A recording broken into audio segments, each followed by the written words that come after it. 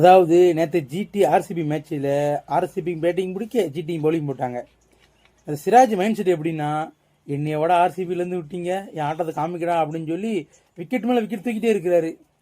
RCB சும்மா இருக்குமா அவங்க மைண்ட் செட்டு, நாங்கள் பழைய ஆர்சிபியில் தம்பி புது ஆர்சிபி அப்படின்னு சொல்லி 6 ஓவர் 7 ஓவரில் 4 விக்கெட் போனால் கூட 170 ரன்னுக்கிட்ட அடிச்சிட்டாங்க, 169 ரன் அடித்தாங்க. இதே பழைய ஆர்சிபியாக இருந்தால் அப்படி சுருண்டிருப்பாங்க, 80 ரன்னு 90 ரன்ல அப்படி ஃபுல் ஆல் அவுட் ஆகியிருப்பாங்க.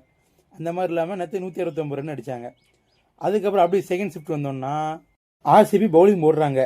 அந்த புவனேஸ்வர் ஜெயஸ் கேசல் விட்டுலாம் எல்லா டீம்லேயும் பவுலிங் போடல ஃபஸ்ட்டே 2 விக்கெட் 1 விக்கெட் தூக்குவாங்க. நேற்று என்ன விக்கெட் தூக்க முடியல, ஏன்னா ஜிடி அந்தளவு அடிச்சிட்டு இருக்காங்க. சாய் சுதர்சனும் அடிக்கிறாப்புல, கில்லும் அடிச்சிட்டு இருக்காப்புல.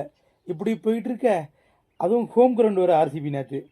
அது எப்படின்னா ஆர்சிபின்னா பெரிய பெரிய கிரவுண்டெல்லாம் அடித்து வின் ஆகிட்டு வந்துடுறாங்க, இந்த சின்ன சின்ன கிரவுண்ட்லாம் தோத்துடுறாங்க.